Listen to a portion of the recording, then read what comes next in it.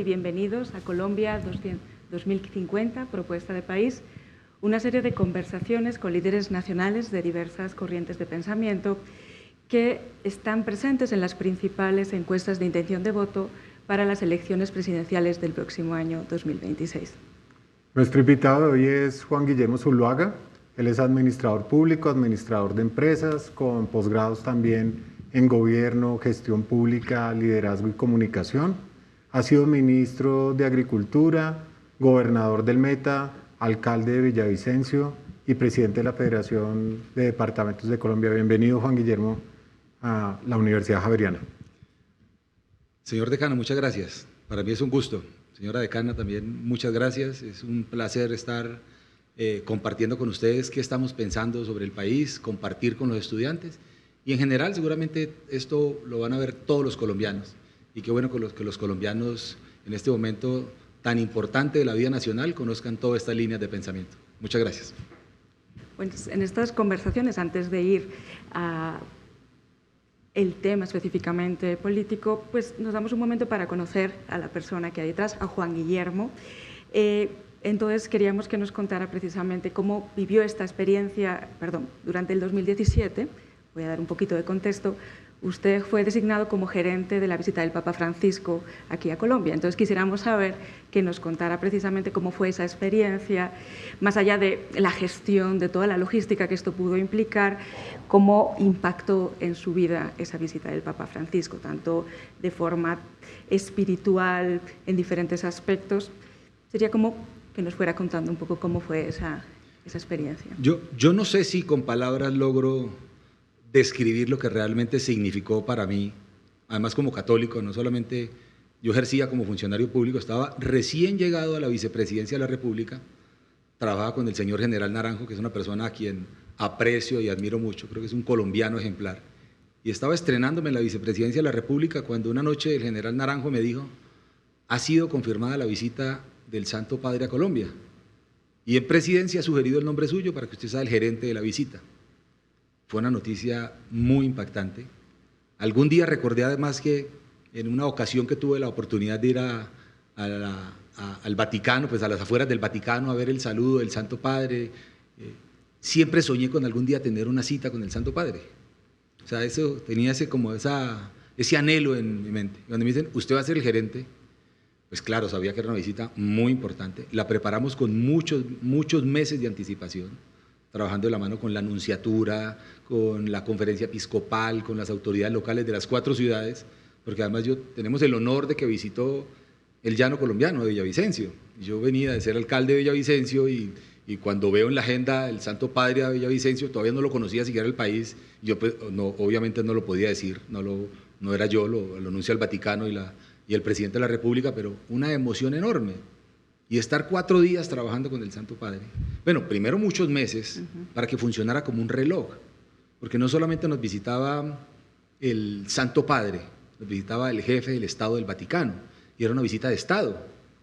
Y había que diseñar incluso desde la preparación de la financiación de la visita de un jefe de Estado, pero no por el Santo Padre ni por exigencia del Santo Padre, por los colombianos, porque teníamos la absoluta claridad de que iba a ser un evento masivo, y fueron 7 millones de personas que se congregaron en directo en las calles por la 26, en los sitios, y había que garantizar que no pasara nada. Y les voy a contar una cosa además, a quien recuerdo, el señor embajador de Colombia en la Santa Sede, que tal vez como a los 20 días de la visita me llama y me dice: Juan Guillermo, le quiero contar que en el Vaticano me dicen que la visita del Santo Padre a Colombia está catalogada como de las 3 visitas mejor organizadas en el mundo en las visitas del Papa, porque además no tuvimos ni siquiera torceduras de tobillos de personas. El Santo Padre sí dio un golpe en la cara. Se golpeó el Santo Padre y nos dolió a los colombianos. Eso fue lo más grave que pasó. El resto funcionó todo como un reloj, y el haber dialogado con el Santo Padre, haber tenido momentos íntimos, solemnes, breves pero muy importantes, eso tiene un impacto para mí. Y hay una cosa además a la que yo me prometí. Alguna vez en un medio de comunicación me preguntaron, y yo dije: el Santo Padre me dio unas palabras que las tengo guardadas en mi corazón, y son para mí, son de mi intimidad, de mi propiedad. Eso ha tenido un impacto en mi vida, no solamente como católico, sino como persona. Y ver a un hombre de esas condiciones trabajar como trabajaba, porque desde las 3:30 de la mañana estaba en el oratorio en la Nunciatura, y eran las 9 de la noche y todavía estaba dando bendiciones, porque la alcaldía de Bogotá organizaba fuera del Palacio de la Nunciatura actos bellísimos, y el Santo Padre en la noche, cuando todos llegábamos rendidos, él llegaba y era como si lo conectaran, se le iluminaba hasta la cara. Yo le pregunté al nuncio, le dije, ¿qué toma el Santo Padre? ¿Qué está tomando? Y me dijo una frase que siempre recuerdo, dijo, doping espiritual. Recuerdo con mucho cariño esa visita. Muchas gracias por compartir esa experiencia.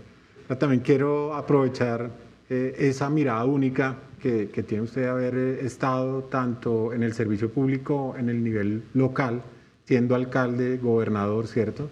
Pero también haber estado en el nivel nacional le permite tener las dos perspectivas y a veces inclusive ver una cierta tensión entre la mirada nacional y las miradas locales o territoriales. ¿Cómo percibe esa dinámica entre Bogotá o la nación y los territorios?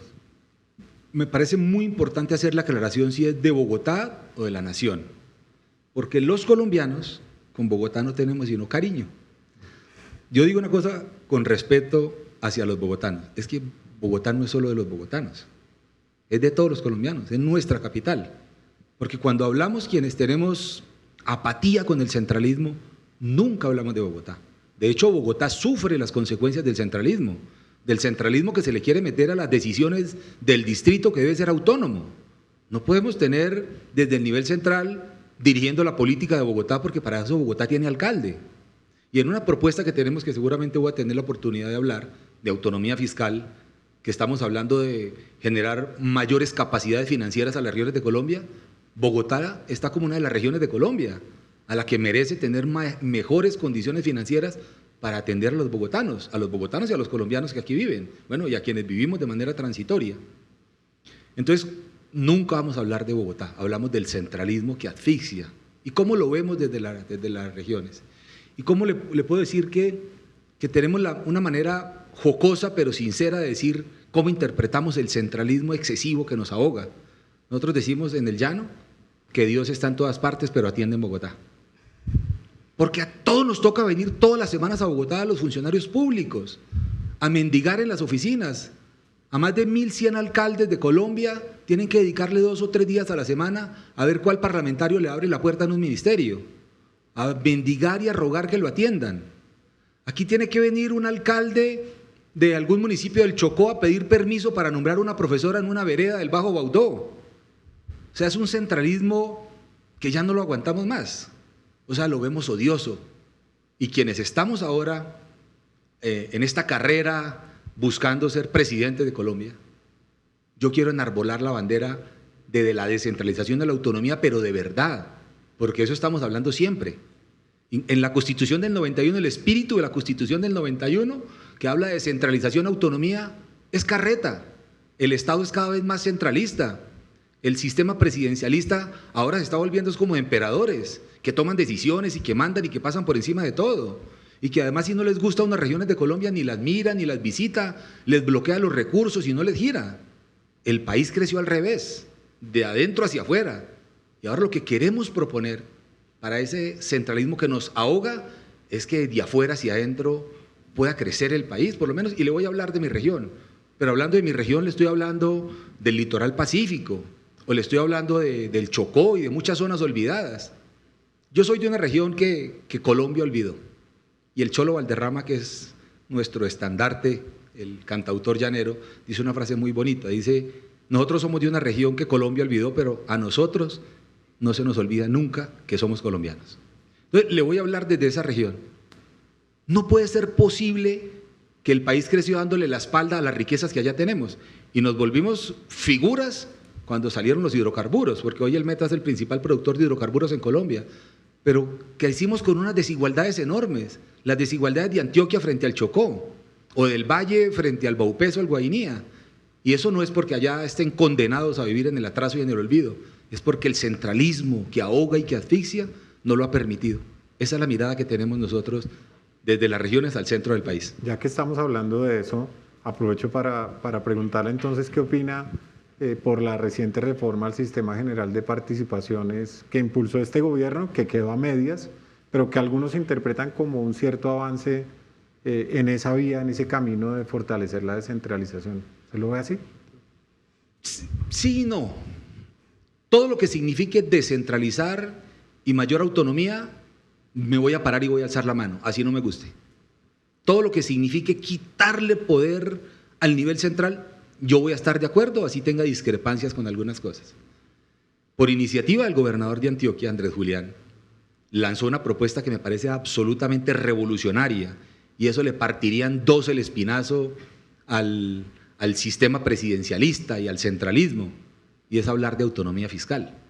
Y recorrí las calles de Colombia, hice un ejercicio muy bonito terminando el año pasado, hablándole a los ciudadanos, y me decían, eso está loco, ¿cómo le va a preguntar a usted a un ciudadano de Hacienda Pública? Eso no lo entiende nadie. Hablar de economía y de Hacienda Pública con un ciudadano de a pie, ¿quién le va a entender?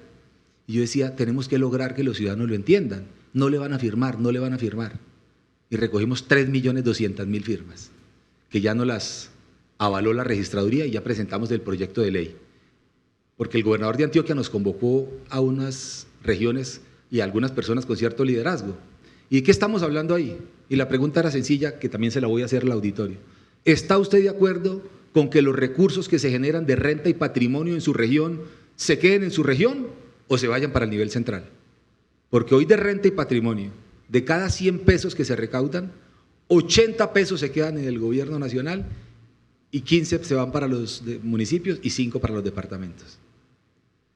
Eso rompería, dice, es que va a quebrar el Estado. Tenemos que volver a un Estado más delgadito, un Estado menos derrochón. Tenemos que entregarle el poder a las regiones. ¿Y yo sabe con qué sueño? Yo sueño con ser el presidente que se despoje de tanto poder, porque todos los presidentes que llegan, que nos echan ese cuento en las campañas de descentralizar, cada vez que llegan recentralizan más y quieren tener más poder. Eso se tiene que acabar algún día. Pero con el Sistema General de Participaciones, que teníamos reparos que al gobierno nacional no le gustaba, porque además fue iniciativa parlamentaria. Después, en un golpe de astucia a través del ministro Cristo, que sabe harto de política, en un golpe de astucia, a lo que el gobierno criticaba, después se le colgó para empezar a hablar con las regiones. Y lo sacaron adelante, ahora están trabajando en la ley de competencias. Y me gusta lo que ha hecho el Congreso, con el presidente Efraín Cepeda, ir a las regiones a preguntarnos en la ley de competencias en qué estamos de acuerdo, qué opinamos. Porque entendemos que las regiones no solamente podemos pedir recursos, tenemos que decir, bueno, el poder suéltese de recursos y también entregue funciones. Además, no duplique el trabajo que hacemos en la región, no lo hagan allá. Entonces, en la ley de competencia hemos estado trabajando y ojalá salga adelante. Pero ¿sabe qué está hablando en la ley de competencia, en este nuevo sistema de distribución? Que en los próximos 15 años llegaremos al 39%. ¡Qué vergüenza! Si estamos hablando desde el 91 a hoy, ¿cuántos años han pasado? Y ahora nos están diciendo que otros 15 años más para poder crecer, pero además amplían el rango de los recursos, pero nos dicen en qué se lo tienen que gastar, como a niños chiquitos. Y descentralizar no es solamente girar y volvernos pagadores, descentralizar es permitirle a las regiones con autonomía crecer de acuerdo a sus realidades, que las realidades del llano son diferentes a las de La Guajira, porque en este país hablamos diferente cada región, caminamos diferente, comemos diferente, bailamos diferente, las realidades son absolutamente distintas y somos una sola nación. Y tienen que permitirnos que con autonomía, no solamente mandándonos unas migajas, crean que así nos vamos a desarrollar, porque por eso es que tenemos las desigualdades que hoy tenemos en Colombia. Pues pensando, recogiendo su apuesta por su pregunta por la temporalidad, por el tiempo que pasa, por esas propuestas que nos acaba de dibujar y por las diferentes miradas, la pregunta que le tendríamos precisamente es eso, una mirada de futuro. De aquí al 2050, ¿cómo debería ser Colombia? ¿En qué debería ser reconocida el país? Yo le podría dedicar la tarde del foro para decirle con todo lo que sueño, pero yo me he comprometido a hacer un buen uso del tiempo. Pero hay 3 cosas con las que yo me sueño, y hay muchas para hacer. Colombia tiene todas las condiciones para ser una potencia en muchos renglones y para estar hablando de tú a tú con muchos países. Por encima, no quiero hablar, nosotros no somos más que nadie, pero más poquitos tampoco. Pero hay 3 cosas con las que yo sueño. Y la primera es que Colombia defina como una política pública el sector agroindustrial, el sector agropecuario en Colombia. A mí me encanta el modelo brasilero. Me encanta el país que hace muy pocos años importaba carne para su consumo y hoy es el mayor exportador de carne del mundo. Bueno, de carne, de soya, de maíz, de algodón y la potencia que hoy son. Porque en Brasil definieron el sector agropecuario como una política de Estado. Y aquí obedece a si un candidato le gusta el sector rural o no le gusta el sector rural. La mayor concentración de ciudadanos está en las ciudades, evidentemente. Pero aquí tenemos una frontera agrícola que además tengo que decir que cuando en mi paso por el Ministerio de Agricultura definimos la frontera agrícola que no estaba definida en Colombia. Y hoy tenemos unos lineamientos de política pública que nos permite decir lo que hoy están diciendo en otros países, que en Colombia, en la altillanura colombiana, está una de las últimas fronteras agrícolas que le queda al mundo. Y entonces en la altillanura colombiana podríamos, entre otras, sustituir las importaciones de cereales que tenemos. Tenemos un consumo de 10 millones de toneladas en Colombia y estamos importando 8.5 millones de toneladas y solamente producimos 1.5. Pues yo sueño que si solamente en los próximos 10 años sembramos 1 millón de hectáreas, sustituimos las importaciones. ¿Sabe qué significa jalonando el PIB eso y en generación de empleo? Entonces yo me sueño con la definición de una política de Estado para el sector agropecuario. Y no solamente, porque muchos dirán, solamente para los campesinos, para el sector agropecuario, no. Para jalonar el empleo en todas las dimensiones, para tener un país que genere más divisas, pero fundamentalmente para generar empleo. Y hay otra con la que me sueño, porque yo me conozco el país, y lo voy a decir también con algo de modestia, como creo que no se lo conoce ninguno, porque muchos se lo conocen desde los foros, hablando en un foro y en un video. O van a una capital en la mañana y en la tarde se devuelven nuevamente, van a Barriohacha en la mañana y asisten a un foro y se devuelven por la tarde. Yo el país me lo he recorrido en bicicleta, a caballo, en lancha, en carro, en moto. Me conozco desde las montañas del Cumbal hasta el último rincón en Riohacha, me lo conozco. Y las maravillas que tiene este país para que seamos una potencia en turismo, porcentualmente no pueden visitar, y también con respeto hacia Costa Rica, que es un gran país, no puede visitar porcentualmente más gente a Costa Rica que a esta belleza que tenemos nosotros. Me sueño con la definición de una política pública para el turismo. Y esos 2 renglones es para que reemplacemos los hidrocarburos. Yo no soy un kamikaze diciendo que hay que acabar ya con la producción de petróleo porque soy responsable con los colombianos, porque de eso vivimos, pero se nos va a ir y tenemos que empezar a preparar el país cuando no tengamos esos ingresos. Y la tercera con la que me sueño, y la dejé de última, no por ser la tercera, porque para mí es la primera, me sueño con un país seguro. En el 2050 no podemos estar hablando nuevamente del ELN. Tenemos un poco de sinvergüenzas que se envejecieron liderando una organización criminal, fumando habanos por allá en Cuba y tomando ron y definiendo la política de Colombia y engañando a todos los presidentes. El presidente Petro, y seguramente algunos le creyeron, dijo que en 3 meses, él era presidente, en 3 meses firmaba la paz con el ELN. Y hace unos días vi a unos uniformados y perfumados bandoleros del ELN diciendo que el presidente Petro necesitaba un psicólogo. Ellos mismos. Que se olvide que nunca van a entregar las armas y que no se van a desmovilizar y los tiene sentados en una mesa. O sea, negocian con un fusil encima de la mesa.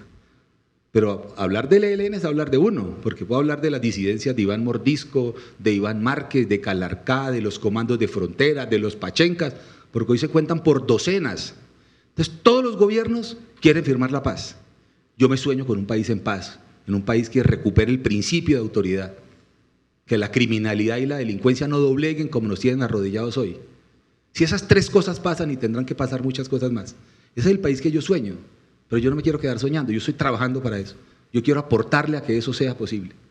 Esas son las 3 cosas con las que yo me sueño. Bueno, y un tema adicional que no apareció en esas 3, pero que es sin duda de los más importantes, tiene que ver con la educación.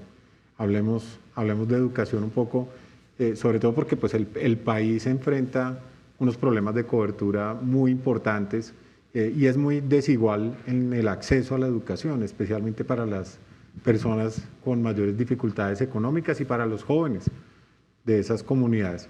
¿Qué proponer para mejorar esa cobertura de educación en todos los niveles y específicamente en educación superior? ¿Qué hacer para garantizar que cada vez más personas puedan tener mayor acceso? Mire, ese es un tema espinoso y hay quienes procuran medir milimétricamente cada sílaba para no afectar un renglón de que le pueda sumar unos votos o para ganarse un aplauso. ¿Por qué hablamos de tantas reformas en el país y no hemos hablado de la reforma a la educación? ¿Por qué tenemos una tasa tan baja en América Latina, en Colombia, con el acceso a la educación? ¿Vamos a seguir manejando la educación con ideología? ¿Vamos a seguir creyendo que estatizar y que solamente la educación pública tiene que salir adelante obligando a que la gente tenga? Yo soy defensor de la educación pública. Yo tengo la fortuna, además, que me formé en una universidad pública y también en una universidad privada. Y creo que ese derecho que tienen los jóvenes de elegir dónde quieren ir, donde les ofrezcan excelencia, donde tengan la posibilidad y la capacidad económica de poder acceder, y el Estado debe trabajar en eso. Y tenemos que empezar por hacer una profunda transformación. Y estoy hablando de los profesores de Colombia, porque no solamente me quiero quedar en la educación superior, porque para llegar con un buen proceso a la educación superior tenemos que hablar de la básica. O sea, ¿queremos alumnos mejor formados con profesores mal preparados? Yo quiero profesores bien remunerados, bien reconocidos, pero quiero que tengan un compromiso con el país, y tenemos que empezar a dar esa discusión sin miedo, ojalá no con peleas, no con amenazas, no con paros. Tenemos que sentarnos a dar la discusión, porque el país requiere urgentemente que hagamos un proceso de transformación del modelo educativo y empezar a que lo que esté funcionando bien debemos cuidarlo, y lo que haya que corregir hay que corregirlo, porque también cada vez que tenemos un cambio de jefe de Estado llegan con ese principio de Adán, que creen que el mundo es a partir de ellos, y entonces a borrar todo y a imponernos otras cosas. Entonces ahí tenemos, nosotros estamos hoy en un proceso de construcción de nuestra propuesta de gobierno. Hoy, ¿y con quién lo vamos a hacer? Con los expertos. Porque yo voy a decir qué es lo que yo quiero, pero pues tengo que respetar que hay 52 millones de colombianos que tienen otras visiones, y yo no voy a imponer mi visión. Yo hago política para defender lo que creo, y en ocasiones soy terco, pero bueno, la terquedad va hasta donde está la razón.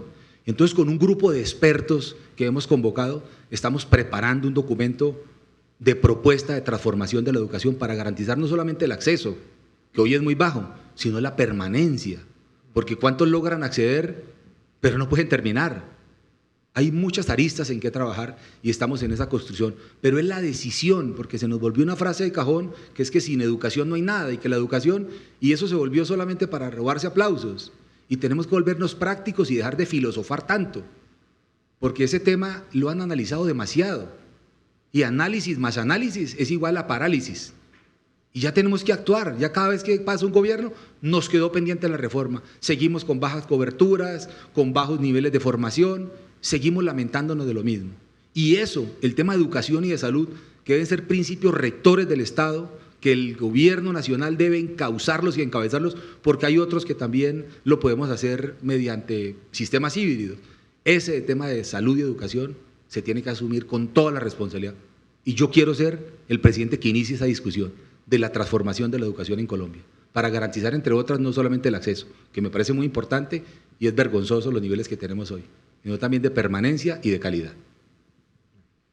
Sí, no sé, en ese sentido, pues, perdón que le vuelva entonces a repreguntar, precisamente en ese diálogo entre educación pública y educación privada, y en esa dicotomía y conflictividad que surge en esa necesidad, o como ha mencionado, esa obligatoriedad o no de la educación pública, ¿cómo ampliar esa cobertura, ¿sí?, de la educación superior? Y pues una pregunta muy concreta en ese sentido del que estaba hablando sobre la propuesta que van a presentar, si en esa propuesta viene incluida la reforma al ICETEX.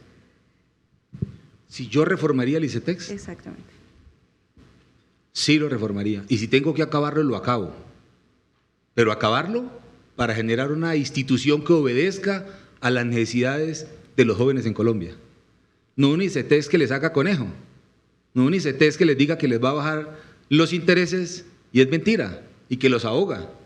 Yo no quiero jóvenes en la universidad que tengan la angustia y la preocupación de que se van a graduar y no van a tener con qué pagar. O sea, al ICETEX, pero no estamos hablando solo del ICETEX, sino desde la cabeza, que es el Ministerio de Educación, hacer un proceso de reforma que obedezca a las necesidades del país. Insisto mucho en una cosa que nos está pasando hoy, en las benditas ideologías, de imponernos ideologías. Porque el derecho que tienen los jóvenes en Colombia es estudiar donde quieren, porque hoy estudian donde pueden. Y hay algunos que, gracias a Dios y afortunadamente, y celebro mucho que tengan la posibilidad, pueden estudiar donde quieren. Pero esa posibilidad la deben tener todos los jóvenes de Colombia. Y le voy a contar como ejemplo, cuando estuve en la gobernación del Meta, allá teníamos el Fondo de Educación Superior. Y en el Fondo de Educación Superior, a los mejores bachilleres del departamento, les entregábamos créditos condonables. Y de aquí se graduaron, de la Javeriana y de otras prestigiosas universidades del país, y algunos fueron a universidades públicas porque lo querían. Ese es el derecho que tienen los jóvenes, elegir dónde quieren ir y que el Estado les ofrezca las condiciones para ir y que el Estado lo asuma, no con tasas de usura, ni tasas impagables, ni con las angustias, que es que se lo pregunto a los estudiantes, no sé si aquí algunos tengan esas dificultades, pero las tienen. Y entonces, si pensaría yo en reformar el ICETEX, claro, en reformarlo, y si no sirve lo acabamos y creamos una institución que responda a las necesidades, pero debe haber la voluntad desde la cabeza del jefe de Estado para designar los recursos necesarios para invertir en el capital humano y que los jóvenes tengan la posibilidad. Es que la generación E y el SERPI lo paga, se acabó, pero si eran políticas públicas que estaban funcionando. Si se encuentra uno con profesionales que lograron graduarse en las mejores universidades de Colombia, incluso algunos por fuera del país y lograron, ¿por qué acabamos las cosas solamente por ideología? Entonces, podemos tener una institución que responda a esas expectativas y que no genere ningún tipo de sesgo, porque además este país lo sacamos adelante el sector público y el sector privado, sin criminalizar el sector privado que ha hecho tanto por este país y que ha trabajado con errores, con defectos y habrá cosas que corregir. Necesitamos trabajar de la mano y en tema de educación sí que lo necesitamos. Y los niveles de excelencia que se han alcanzado en la educación superior en las universidades públicas son innegables. Esos no puede uno nunca dejar de reconocerlo. Y lo que tenemos que hacer es aprender, copiar, trabajar de la mano, complementarnos, y para eso vamos a tener una institución que responda a esas necesidades. Muy bien, ahora hablemos de un tema que está conectado a través de la pertinencia de la educación, pero que por supuesto va mucho más allá y tiene muchos elementos de complejidad. Se trata del tema laboral, porque en Colombia la mayoría de personas se encuentran en la informalidad y ello pues tiene implicaciones profundas en los derechos y en las condiciones de las personas que están en esta situación.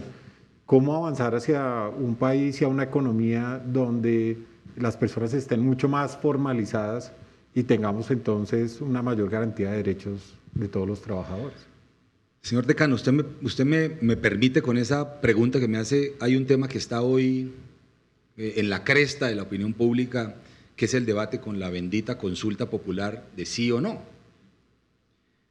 Yo le evitaría al gobierno nacional, bueno, afortunadamente el Senado de la República ha tomado una decisión, yo le evitaría al presidente de la República malgastar casi 800.000 millones de pesos preguntándole a los colombianos la pregunta que yo a las 12 le digo que sí, y yo creo que no hay un solo colombiano. Eso es como si le preguntaran a uno, ¿usted quiere a su mamá, sí o no?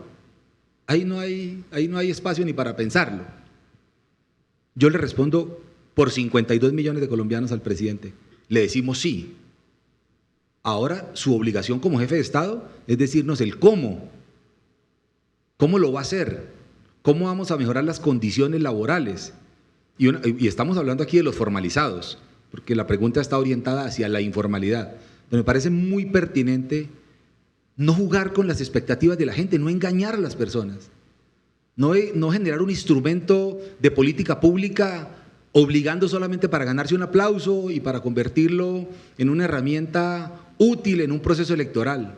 Los ciudadanos merecen y necesitan, y nosotros estamos en la obligación de hablar con la verdad, porque están engañando al pueblo colombiano. Y en la informalidad, que tenemos unos niveles de informalidad tan altos, yo ahí veo una enorme potencialidad. Eso habla muy bien de los colombianos. Y no es que esté de acuerdo con que se queden en la informalidad, porque debemos trabajar para sacarlos de la informalidad. Pero eso habla muy bien de los colombianos, de una señora berraca que en una esquina, en una peluquería, sacó a sus hijos adelante, ahí en la informalidad. O al que vende, o a un vendedor ambulante, o a un barbero, o los casos son enormes. Si logramos dar ese paso, que esas personas que están en la informalidad, logramos formalizarlas, vamos a avanzar de manera significativa y hay muchos caminos. Y le voy a poner un ejemplo. El criminal crédito del gota a gota, el chupasangre de los barrios. Si algo ha demostrado la gente pobre en este país, que son los más buenapagas del mundo, pagan a tasas de usura del 20%.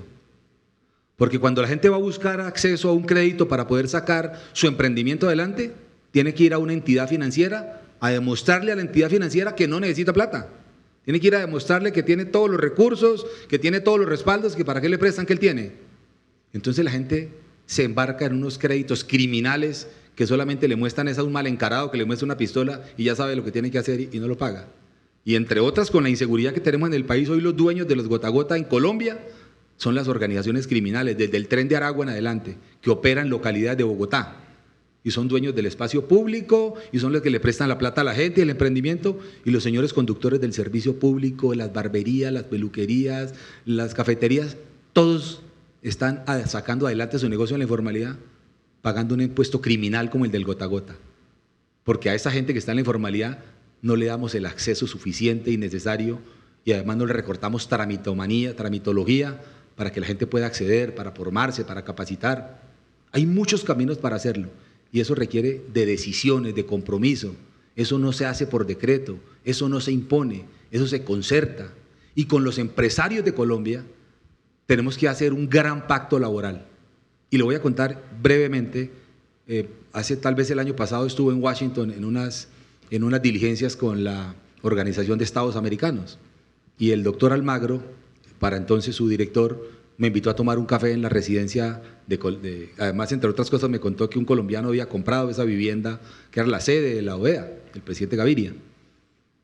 Y le dije, porque a mí me sorprende un país tan pequeño, tan bonito como el Uruguay, la solidez de su economía. Y conociendo a Pepe Mujica, que en paz descanse, que recientemente ha fallecido, yo le pregunté al director Almagro, porque al director Almagro fue parte del gabinete de Pepe Mujica en el Uruguay.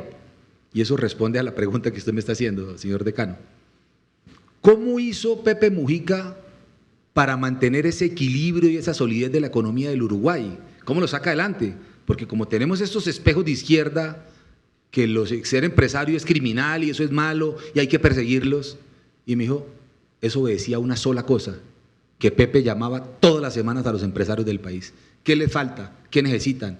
¿Qué trabas les están poniendo las entidades? Y no había un solo consejo de ministros que no nos sentara uno por uno a decirnos qué pasó con la empresa de genética que está exportando a tal parte. Se están demorando en el trámite, se están demorando. Vivía pendiente de los empresarios, porque Pepe Mujica decía, yo no voy a generar empleo desde el gobierno, desde la presidencia. A mí el empleo para que la gente viva, para que la gente coma y para que la gente sea feliz, lo hacemos desde el sector privado, los empresarios.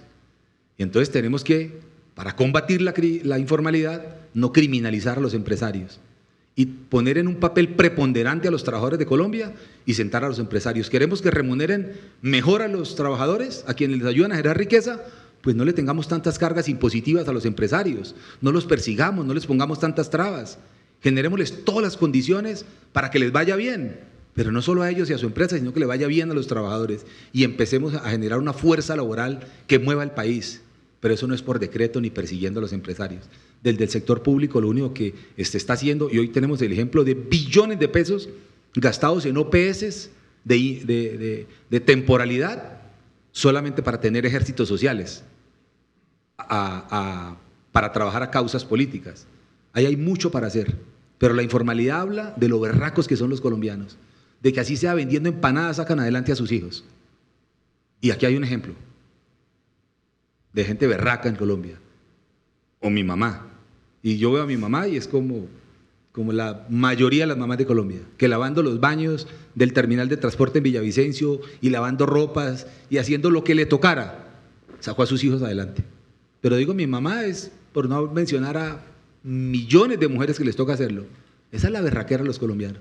Con el impulso del Estado los sacamos de la informalidad y podemos generarles todas las condiciones para que sean el motor que mueva este país. Gracias. Y bueno, pasamos de un punto álgido a otro, de un espacio de necesidad y exigencia también de mejoras y de propuestas por hacer, que es el sistema de salud colombiano. El sistema de salud no solamente enfrenta una crisis financiera, sino que enfrenta una crisis de confianza de la ciudadanía, y la deuda de hospitales y clínicas en estos momentos supera los 20 billones con B larga de pesos, lo que pues todos lo sufrimos todos los días, cómo se pone en riesgo la atención de los colombianos y colombianas, y que los reclamos de pacientes que no reciben la atención necesaria, que no reciben los medicamentos que necesitan, han subido en este último año más de un 50%. Entonces, preguntando nuevamente por propuestas, ¿cómo o qué propone para lograr un sistema de salud sostenible que mantenga la cobertura, que incluso amplíe la cobertura a los diferentes sectores de la sociedad y que, sobre todo, yo creo que es algo, como decía, una exigencia, mejore la calidad de la atención a los y las pacientes? En ese deseo de que el régimen presidencialista ceda tanto poder y se crean emperadores los presidentes de la República, de imponer políticas a través de decretos, cabe el tema de la reforma a la salud. Porque hoy yo estoy de acuerdo con algunas cosas, con observaciones que el gobierno nacional tenía frente a la salud en Colombia. Porque a mí que no me vaya a echar el cuento de que la salud en Colombia funcionaba perfectamente y que esto era Suiza y que todo estaba muy bien y que teníamos unas coberturas del 97%, sí teníamos unas enormes coberturas, no tanto atención, porque una cosa es que atiendan a la gente en Medellín y otra cosa que la atiendan en el Chocó. O sea, teníamos deficiencias y en eso estoy de acuerdo. Estoy de acuerdo que hay que trabajar mucho en la atención primaria, que le sale más barato al Estado y menos tortuoso a la gente, que prevengamos que se enferme, que no esperemos a que estén ya en estado terminal o en avanzado estado de salud complejo. En eso también estoy de acuerdo. Hay cosas que estoy de acuerdo. Y hay una en que estoy muy de acuerdo. Y es que la salud, algunos sinvergüenzas se la estaban robando. Y es que hemos oído, y los colombianos lo saben, pero los colombianos no son tontos, los escándalos en el sector salud, entre otros de Saludcop en adelante. O sea, el chorro del desfalco en la salud era enorme. Entonces, a mí que no me vayan a decir que era que todo funcionaba perfecto, porque hoy, como ahora los opositores, quienes le hacen oposición al gobierno, es que todo está mal y que nada funciona, entonces están cayendo en la misma trampa del gobierno, porque el gobierno nos quiere hacer ver a los colombianos que nada sirve, que nada funciona, que este es el apocalipsis, que nada sirve y que ellos son el Mesías. Eso no es cierto, eso no es cierto. Entonces, no vamos a caer, quienes no estamos de acuerdo con el gobierno, en la misma trampa. Y teníamos un sistema que estaba funcionando en algunas cosas bien, pero para mejorar el tema, o para mejorar, no, para corregir el desfalco, la corrupción y los robos en la salud, pues no teníamos que coger a patadas lo que estaba funcionando. Porque mientras usted me está haciendo la pregunta hoy a mí, se está muriendo un paciente porque no está siendo atendido. O mientras estamos dialogando aquí, hay una madre que está buscando un abogado que le haga una tutela, porque ahora, además de estarse muriendo la gente, tiene que estar buscando a un abogado que le ayude a hacer una tutela, y creció en más del 50%. Ese instrumento, además, entre otras, está colapsando la justicia colombiana, porque la gente ahora va entre el hospital y el juzgado. Le tiene que dedicar tiempo a los dos porque no hay medicamentos, porque no hay citas, porque están quebrados los hospitales, porque esos 20 billones tienen condenado a los hospitales a cerrar sus servicios, a cerrar oferta de su portafolio. Y le voy a poner aquí también, porque el ejemplo habla más que por cualquier cosa.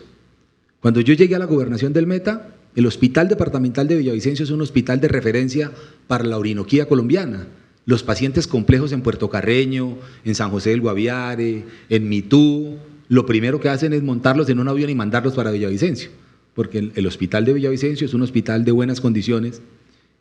Estaba intervenido por la superintendencia de salud. Los trabajadores del hospital de Villavicencio hacían huelga todos los meses y en ocasiones casi todas las semanas, porque no les pagaban, se demoraban meses en pagarles el sueldo, porque el hospital tenía los equipos dañados, porque se estaba derrumbando. Y cuando llegamos diseñamos una política para sacar adelante el hospital de Villavicencio. Y en los primeros meses de gobierno estaba listo el hospital para levantarle la intervención de la superintendencia.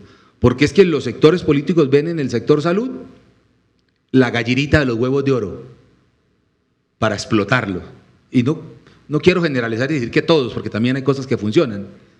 Y cuando yo vine del superintendente, a darme la buena noticia para la región que levantaba la intervención. Eso significaba que él ya traía a su agente interventor y el gobernador podría designar el gerente. Y yo le dije, señor superintendente, mantengamos un poco más la intervención. Yo estoy a gusto con lo que está pasando. Creo que hemos logrado mejorar las condiciones y me alegra mucho que en coordinación con el agente interventor, diseñando la política de atención en el hospital y atendiendo su situación financiera, la hayamos mejorado. Y me dijo, oiga, gobernador, usted debe ser el único mandatario de Colombia. Todos vienen a decirme que les quite la intervención y usted viene a decirme. Y finalmente llegamos a que me iba a hacer un proceso de acompañamiento y de vigilancia especial. Y yo designé a una señora médica, entre otras cosas, que yo no conocía, no sabía quién era, porque ahora también, que es una cosa tonta, hacen que en los hospitales y en las sedes departamentales y municipales designen a un funcionario elegido por 4 años. O sea, si el gerente del hospital le sale malo, se lo tiene que aguantar 4 años. Que me parece una tontería, que para prevenir que los políticos no pongan mentiras. Y esa señora yo la vi en el trabajo los primeros meses haciendo una buena tarea en lo administrativo y en todo lo logístico del hospital en el tema de atención. Resultó ser una señora de Yopal, bueno, una señora muchacha, muy joven además, digo señora, parece de mucha edad, una señora muy joven. Me le vi la hoja de vida y me encantó y le dije, yo quiero que usted sea nuestra gerente. Yo hago parte de la intervención de la superintendencia, seguramente me irá a mandar. Le dije, yo tengo un acto de confianza con usted. Y el hospital, que su balance era negativo durante años, que no le pagaban nunca a los funcionarios que estaba derrumbando, se convirtió en un modelo. Nunca nos atrasamos ni un mes en el sueldo. El incremento incluso que le hicimos a los funcionarios del hospital estaba por encima de lo decretado en el gobierno nacional. Nunca me hicieron un paro en el hospital. Logramos mejorarlo, claro, faltaron muchas cosas.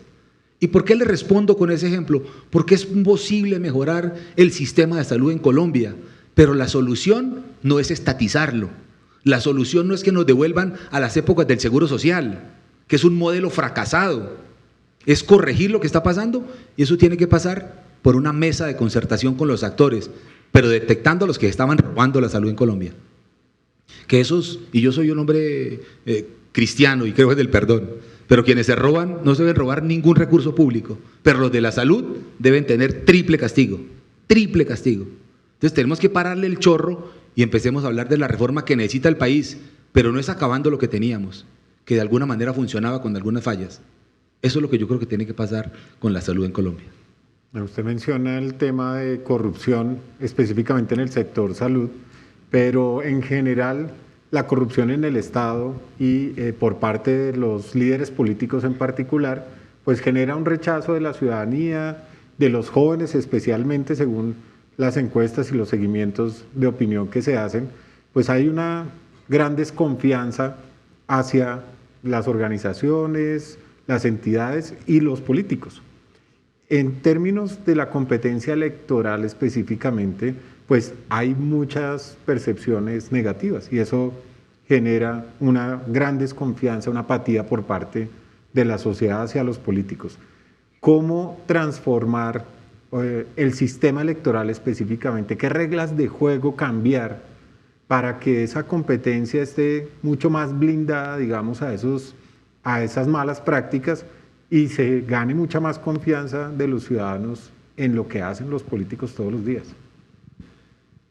Los ciudadanos, esa percepción que tienen no es una percepción equivocada, casi que ni siquiera es percepción, es la realidad de lo que está pasando. Si la gente tiene hastío de la clase política y del tema público, es porque se han hecho las cosas muy mal, porque hay muchas cosas que corregir. Lo que pasa es que no se puede meter a todo el mundo en un solo saco, porque eso es como cuando hablamos también, no sé, de los médicos, hay unos muy buenos y hay unos perversos. De cualquier sector, de cualquier actividad en el mundo, uno no puede decir que nadie sirve y que nada funciona, porque también hay cosas que rescatar. Los ciudadanos quieren que cambien los políticos, y aquí no le voy a trasladar la responsabilidad a los ciudadanos, ni más faltaba. Pero los ciudadanos quieren que cambien los políticos, ¿y cuándo cambian los ciudadanos? Los políticos son consecuencia del voto de los ciudadanos, de gente consciente, mayor de edad, no niños chiquitos. Entonces, cuando tengamos también un cambio cultural en la mentalidad de los colombianos, vamos a cambiar por inercia a quienes hacen mal las cosas en la política. Esa es una reflexión, eso es un llamado respetuoso Porque todavía hay en muchas regiones de Colombia que en vez de preguntarle al político, ¿usted quién es o usted qué propone?, todavía se pregunta usted qué está dando. Entonces con eso usted qué está dando terminan votando por cualquiera. Y uno para cualquier oficio de la vida busca a alguien que tenga las condiciones para hacerlo. Si quiere para manejar un taxi. Yo fui taxista en Villavicencio. Pero para que le entreguen un taxi, la gente busca que no se vaya a robar el producido, que no sea pata brava porque acaba el taxi, que cuide el vehículo, busca que tenga pase, que tenga la categoría del pase que le sirva para manejar servicio público, busca un mínimo de condiciones. Eso es lo que debemos hacer que los ciudadanos hagan, porque en estos momentos de la vida nacional tan delicados para traerlo a este momento, esto no puede ser de youtubers ni de payasadas, esto no es para aprendices, esto es para quienes tengan la capacidad, la experticia, el conocimiento, que estén probados, que los ciudadanos hagan ese examen. Y si los ciudadanos antes de votar hacen ese examen, es un gran filtro.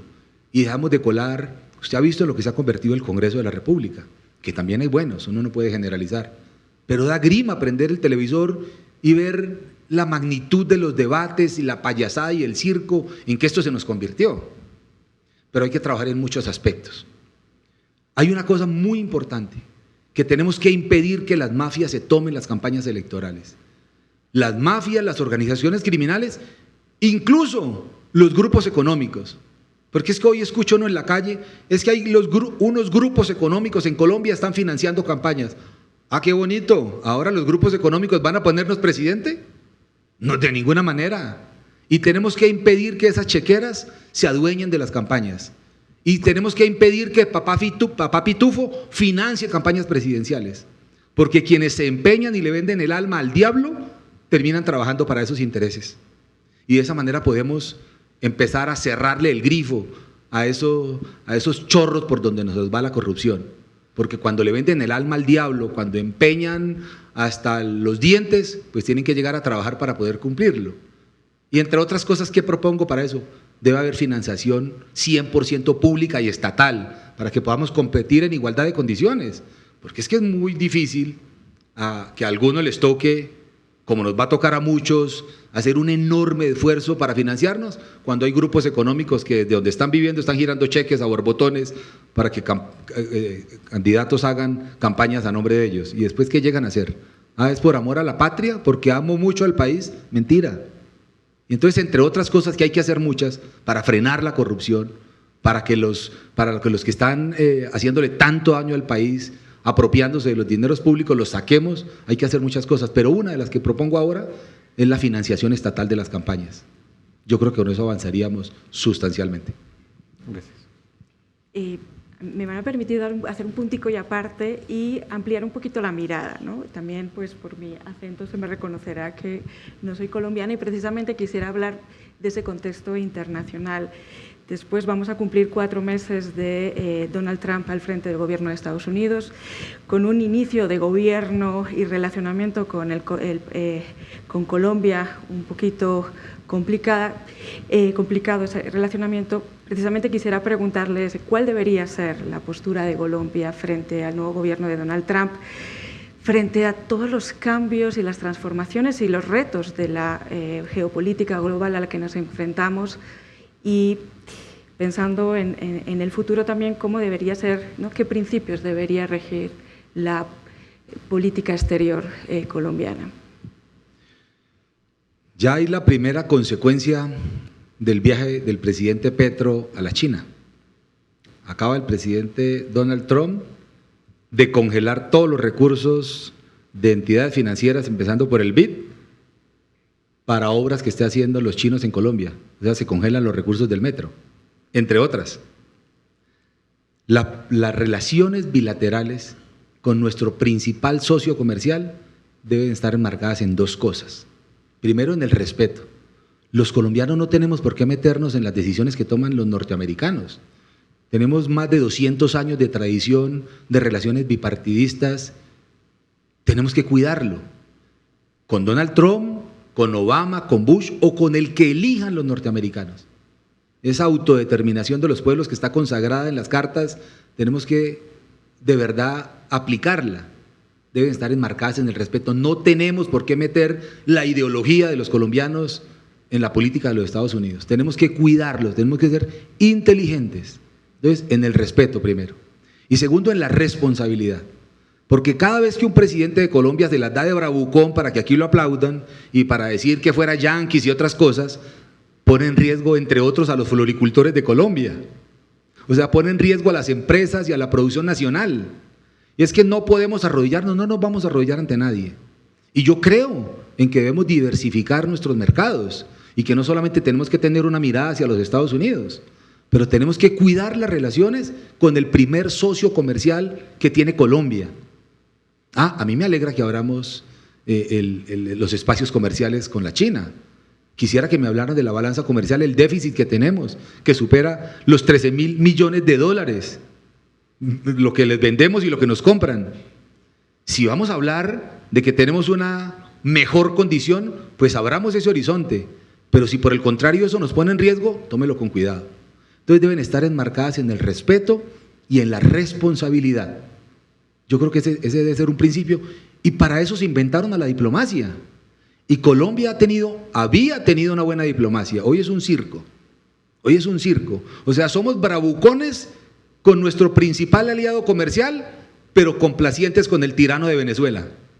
Hágame el favor. Entonces, para eso se inventó la diplomacia.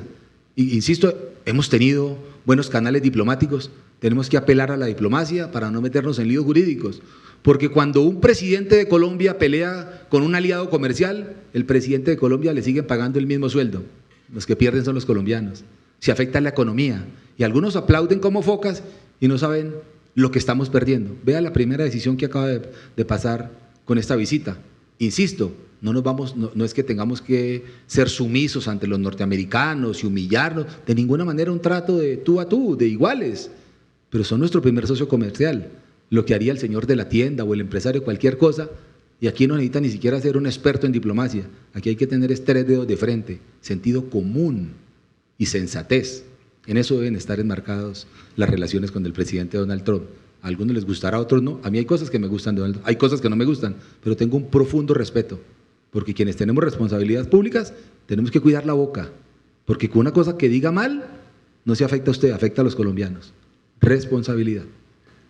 En ese contexto de la política exterior colombiana y las relaciones internacionales mencionó también a Venezuela.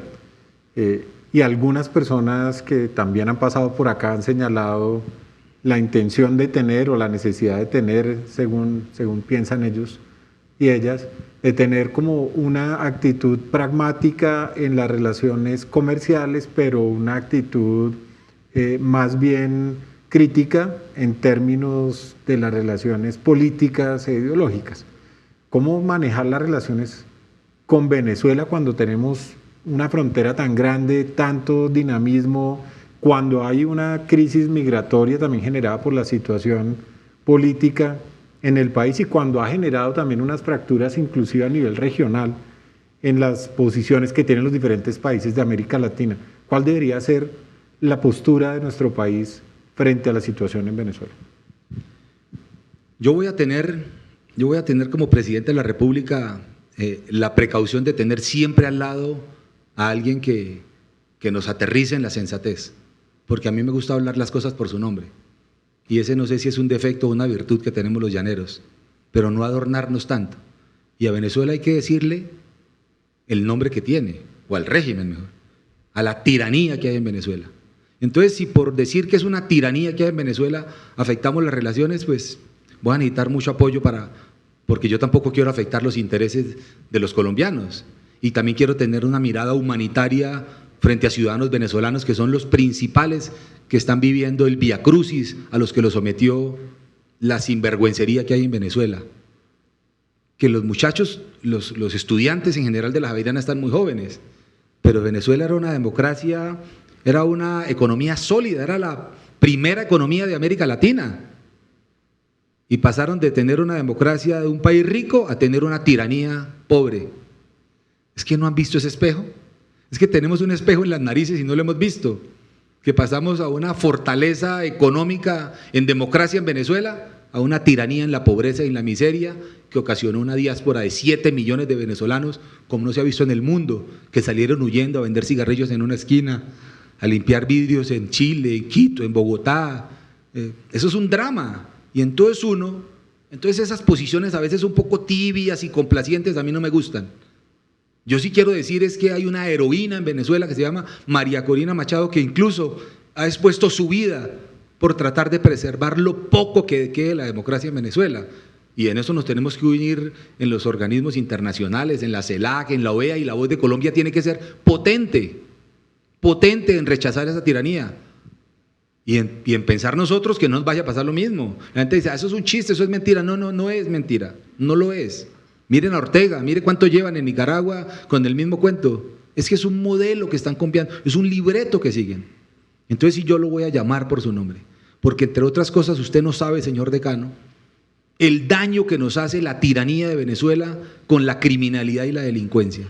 Porque hoy las organizaciones criminales que tenemos en Colombia, que no hay organizaciones guerrilleras que estén defendiendo ninguna ideología. Eso era en los 70 o en los 60. Hoy hay organizaciones de bandidos dedicados al narcotráfico y por eso hablan del cartel de los soles, que están allá en la frontera. Entonces todos los bandidos del ELN y de las disidencias de Iván Márquez, la guarida y el refugio es en Venezuela. Y entonces pasan del río, los ríos que no nos separan sino que nos unen, que yo he navegado, el río Arauca o el río Orinoco, en esos más de 2.000 kilómetros de frontera que tenemos, y allá tienen la guarida y allá tienen una mirada complaciente con los bandidos. Y entonces tenemos que hablarles con claridad, porque mientras tengamos esa frontera tan permeable, tenemos una amenaza nacional. Y la misma Defensoría del Pueblo ya ha dicho que casi 720 municipios de Colombia tienen presencia de organizaciones criminales. Y la gente de Bogotá, de Medellín, creía que la guerra era por allá lejos, en Bojayá, que tiraban un cilindro bomba y mataban gente, o en Mapiripán, donde le ponían un collar bomba a una señora que le volaba la cabeza. Está en la ciudad, es que el Tren de Aragua es de Venezuela. Y el Tren de Aragua tiene presencia en la localidad de Bogotá. Aquí lo matan a uno por robarle un celular, lo matan por robarle una bicicleta, y esos son organizaciones criminales asociadas a esos grupos delincuenciales que están en la frontera con la mirada complaciente del narcodictador que está en Venezuela. Eso hay que hablarlo por su nombre. Y yo voy a procurar ser prudente, pero también claro. Uno no puede volverse hipócrita en eso. Uno no puede decir una cosa por encima y otra cosa por debajo, porque así no somos los colombianos, o por lo menos los llaneros no somos así. Y sé que hay muchas regiones del país hablando claro y de frente. Esos temas de seguridad nacional con el país que yo sueño en el 2050, enfrentando con decisión a la criminalidad, tiene que pasar el régimen de Nicolás Maduro. Mientras tengamos eso, la amenaza nacional va a continuar. O sea que hay que hablarlo por su nombre. Hay una tiranía en Venezuela. Gracias. Bueno, ahora queremos, además de estas preguntas que le hemos hecho, de esta conversación, que también la conversación se extienda con otras personas de la comunidad javeriana.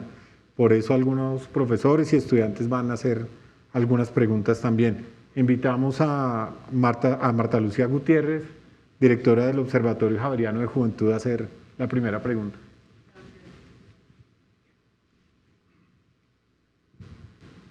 Aló. Candidato, muchas gracias por estarnos visitando hoy aquí en la Universidad Javeriana. En el año 2024 hicimos una encuesta nacional de juventudes en Colombia, y en esa encuesta, donde indagamos a más de 6.000 jóvenes del país, entre esos jóvenes llaneros, nos dijeron el 97% de ellos que quieren llegar a la educación superior.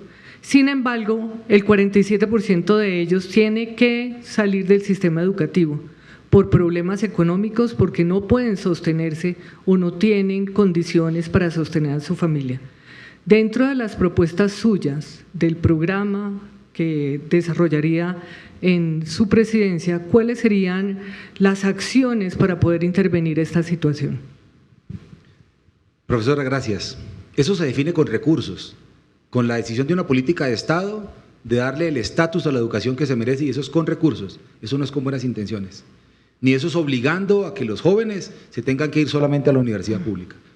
Insisto mucho en decir que yo soy un defensor de la educación pública, pero también un defensor de la educación privada, que podemos convivir.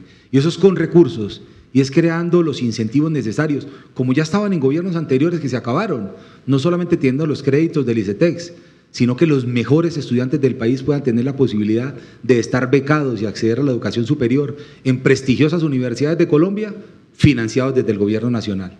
Y a los que no sean los mejores, garantizarles a quienes van a tener créditos condonables y a quienes van a tener créditos asequibles, con tasas de interés que se puedan pagar, no que queden encadenados y en la esclavitud de que se van a graduar pero no van a saber con qué van a poder pagar.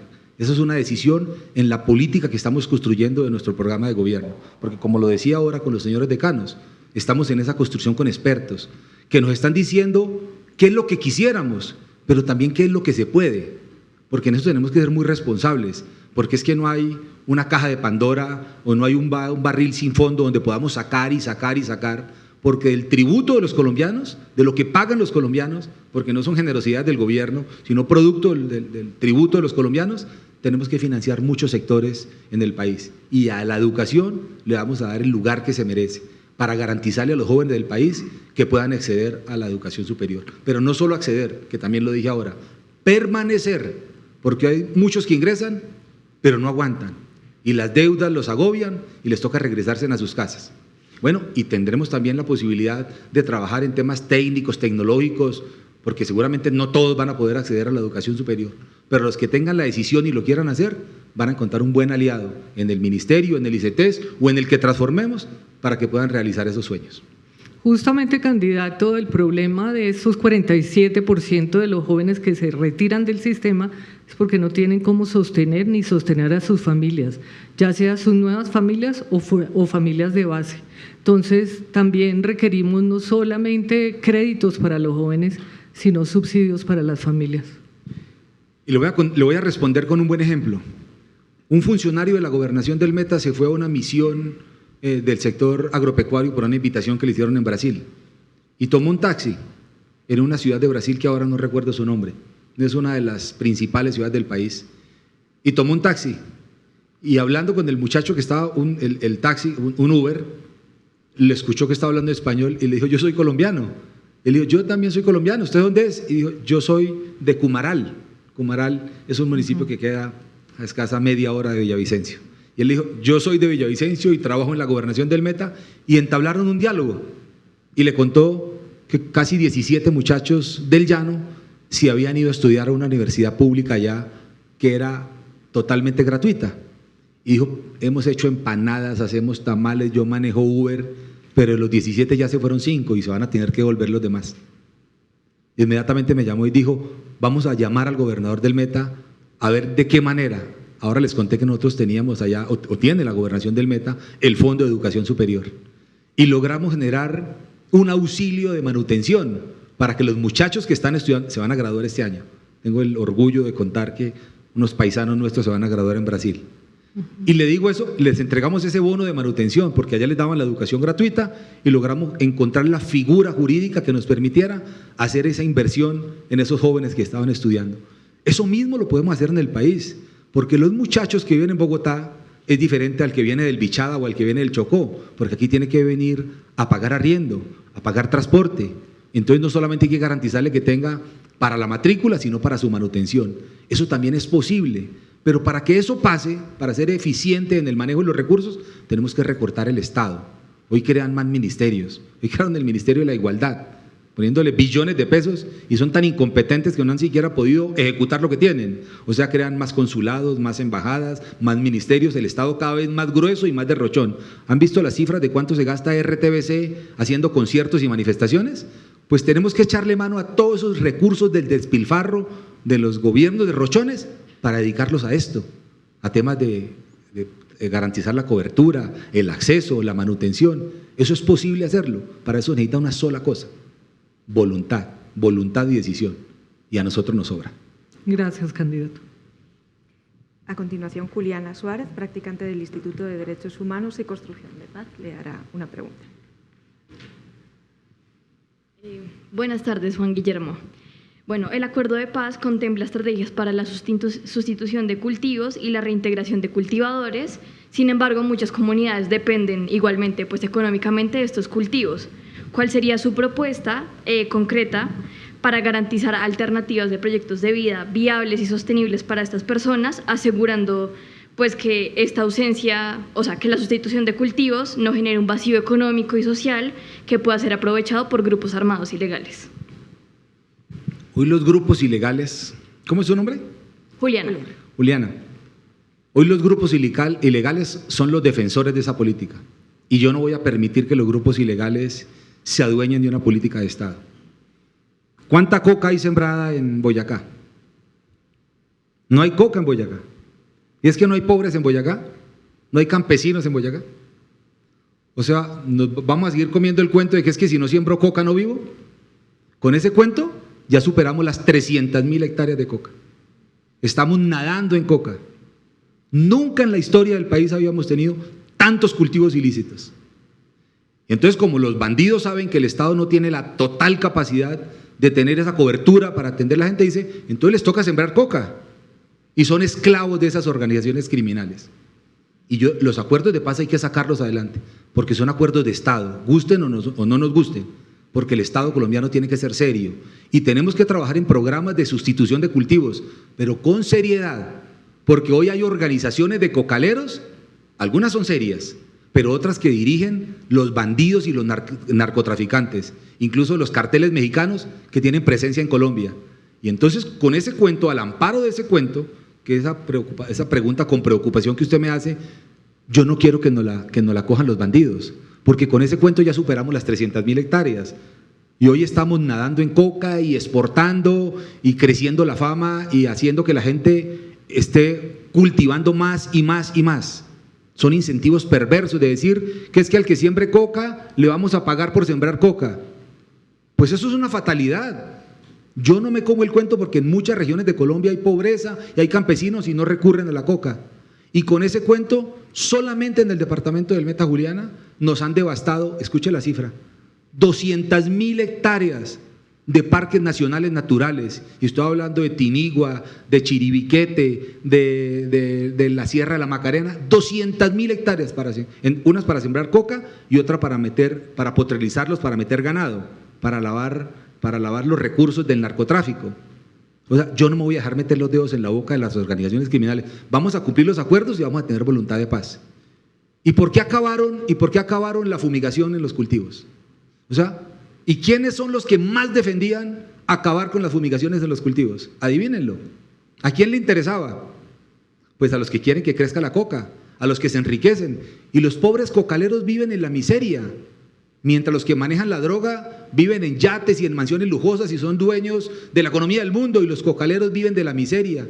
Es posible que la acción del Estado llegue a esas zonas, pero ahora llega la acción del Estado y hay organizaciones campesinas, que hay unas buenas, yo no voy a generalizar, y hay otras organizaciones campesinas que se volvieron en grupos paramilitares, que secuestran soldados, secuestran funcionarios públicos, degollan policías, como nos pasó en el Caquetá recientemente, que porque llegó la fuerza pública y lo secuestraron, y obligan a organizaciones campesinas y dan la orden. Iván Mordisco, el bandido de Iván Mordisco, con el que tengo la guerra declarada, con el que me estalló un carro bomba, con el que me cogió el carro a tiros por denunciarlo, Iván Mordisco obliga a los campesinos en el Meta, en el Caquetá, a que tienen que sembrar coca, a que tienen que tumbar montaña es talar para sembrar coca. O sea, en eso tenemos que ser muy cuidadosos, porque con ese discurso lo que estamos haciendo es en ocasiones favorecer organizaciones criminales. Y ese problema lo conozco muy bien, lo conozco de fondo y desde el territorio. Y vamos a hacer programas de sustitución de cultivos, pero con seriedad, porque cada vez sale un programa de sustitución de cultivos y crecen los cultivos, y crecen los cultivos. Y empezamos en 87.000 y ya superamos los 300.000. O sea que esa perversidad de política tenemos que revisarla y trabajarla con mucho cuidado, porque solamente están favoreciendo a un solo sector, y son los bandidos y los criminales en Colombia. Gracias. Bueno, muchas gracias a Juliana, y ahora vamos a escuchar a Pierre Luna de la Escuela Javeriana de Gobierno y Ética Pública. Buenas tardes, doctor Zuluaga. Haciendo un poco apología a una expresión que usted utilizó mucho en todas sus intervenciones y de manera reiterativa, y que puede ser tanto peligrosa como bondadosa, que es la ideología, va la siguiente pregunta.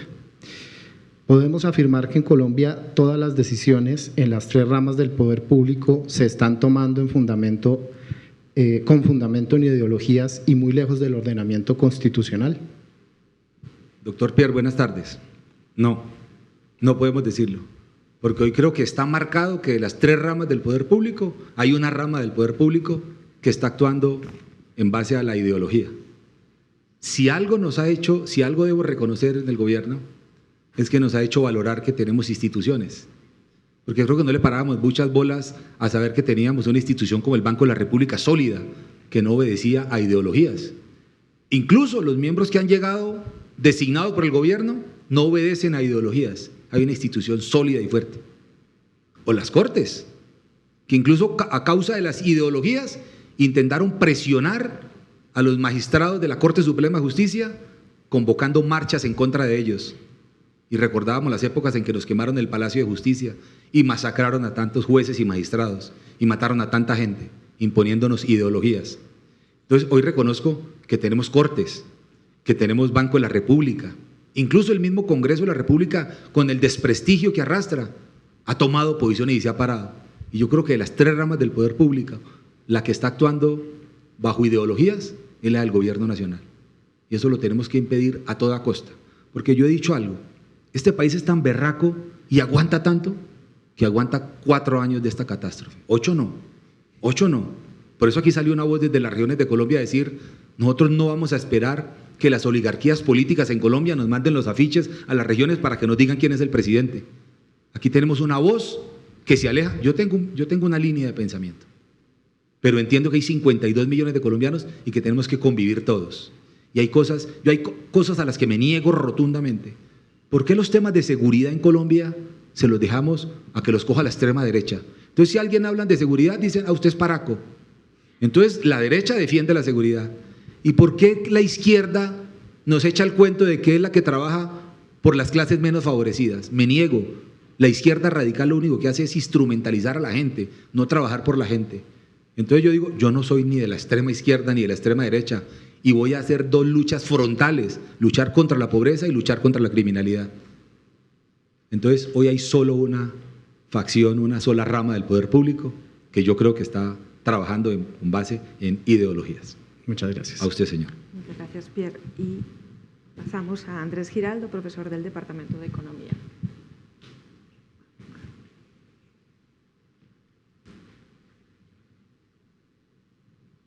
Doctor Zuluaga, muchas gracias por haber aceptado la invitación a la universidad. Yo aquí actúo como vocero, yo soy tutor del semillero de investigación, semillero de estudiantes Sumaca USAID de Economía Política.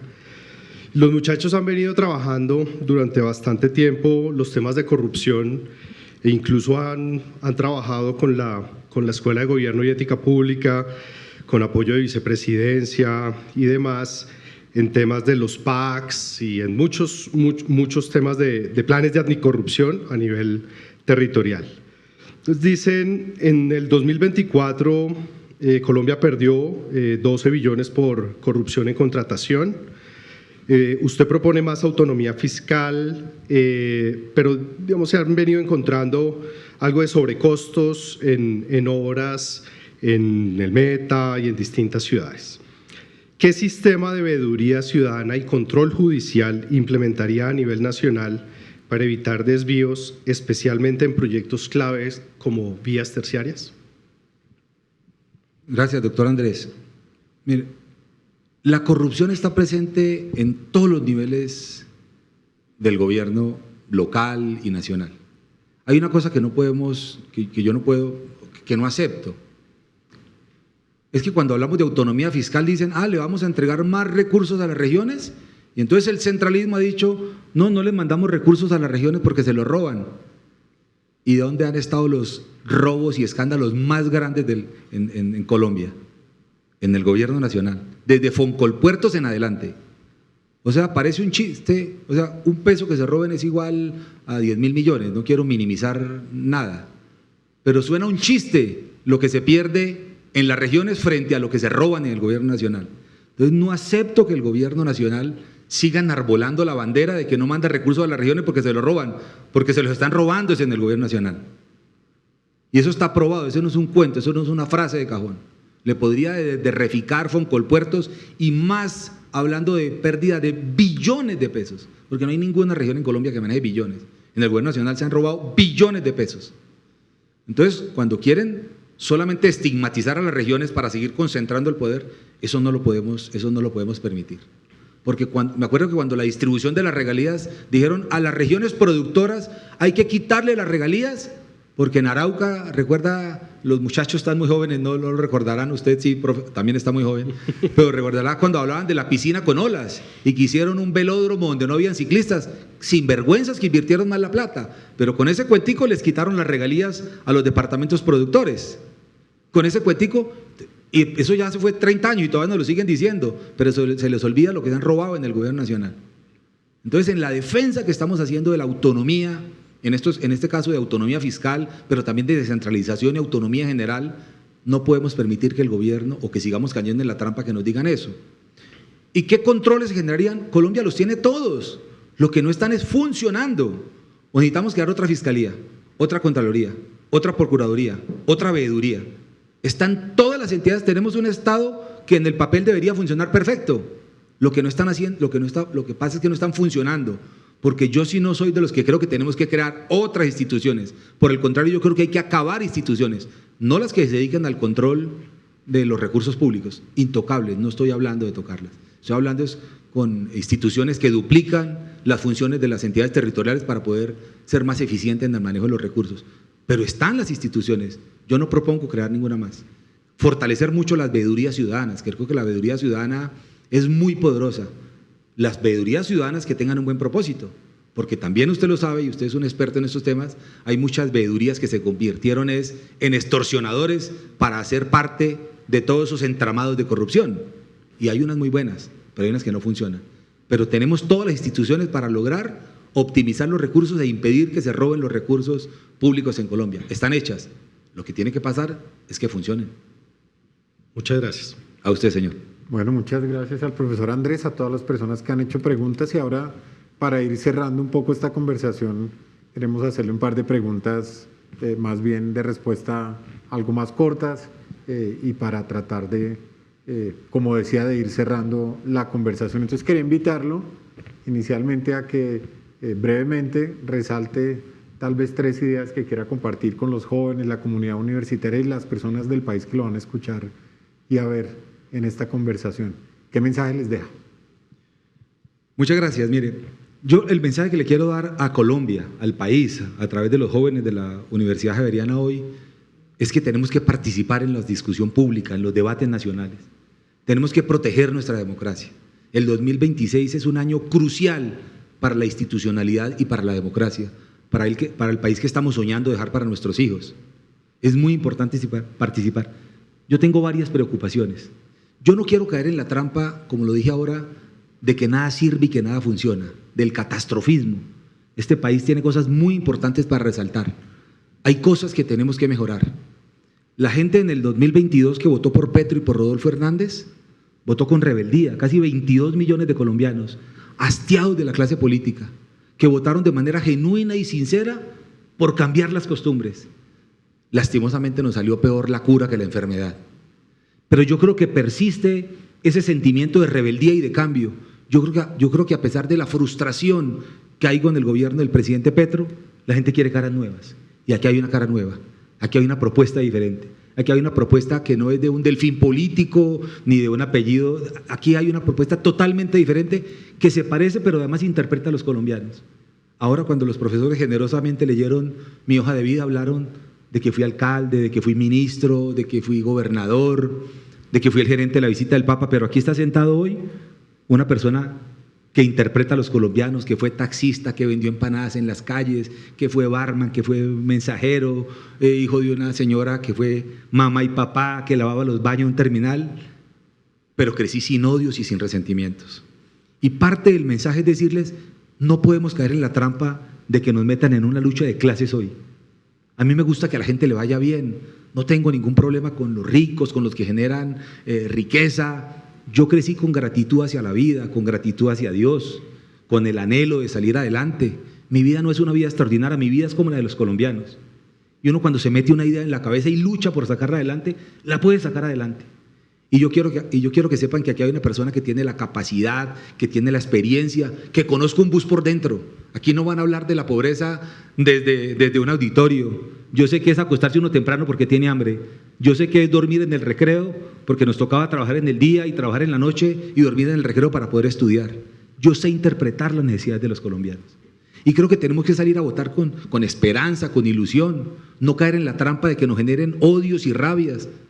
Este yo creo que tiene que ser el mensaje más importante, de que participen, que examinen las hojas de vida, que no caigamos en lo mismo de siempre, que no echemos hacia el pasado, que cambiemos el país, que lo podemos cambiar, que los ciudadanos tienen el poder con el voto. Es que 22 millones participaron en el año 2022, que esa misma fuerza salga a votar con el anhelo de tener un cambio en el país, pero no es cayendo en la trampa de votar por los mismos de siempre, que obedecen a dinastías y a organizaciones políticas y a los que se reúnen en un club. Yo no le pedí permiso a nadie para ser candidato presidencial. Tomamos la decisión desde las regiones, de una región chiquita y apartada, y queremos interpretar a las regiones de Colombia. Queremos que ustedes, desde nuestra querida capital Bogotá, nos ayuden a visibilizar las regiones, que en las regiones, en La Guajira, en Chocó, hay gente muy capaz, muy berraca, muy buena, con las que podemos construir el país. Con ustedes podemos construir el país. Ese quisiera que fuera el mensaje que se lleven hoy de esta conversación a la que generosamente ustedes me han invitado. Y para terminar de nuevo con el Juan Guillermo más personal, sabemos que es un apasionado de Llaneros Fútbol Club, no sabemos si además de taxista y barman es futbolista profesional también, pero quisiéramos preguntarle qué significa el fútbol y qué lugar ocupa en su vida y si jugarlo o verlo le ha dejado alguna enseñanza que haya marcado su forma de ver el mundo o relacionarse con los demás. A mí me apasiona el fútbol como quisiera haber sido futbolista profesional. Soy un tronco jugando fútbol, pero juego fútbol y hago goles. Yo soy tan futbolista como ustedes. Yo creo que aquí están hinchas, deben ser mayoritariamente de Millonarios, supongo. ¿Sí? Bueno, bueno, ni mayoritario fue uno el que alzó la mano. Deben ser entonces de América, tal vez. Tampoco. O sea, no hay hinchas de fútbol acá. De Santa Fe, aquí hay regiones de Colombia. Yo era hincha de Nacional, porque mi mamá es paisa y mi papá es paisa. Entonces, en la ciudad que yo vivía, en Villavicencio, no teníamos fútbol profesional. Entonces, los que crecíamos nos teníamos que volver hinchas de un equipo que no era de la región. ¿Y yo de cuál me iba a hacer hincha? Pues del equipo de mi mamá. Y entonces crecí y era hincha de Nacional. Pero cuando hice la campaña a la alcaldía de Villavicencio, o el Meta en general, es una tierra de colonización. Entonces hay muchos santanderianos que llegaron a trabajar la tierra, hay muchos boyacenses que también llegaron a las fincas, muchos paisas que llegaron al comercio, muchos tolimenses que llegaron a sembrar arroz cuando la época de la violencia.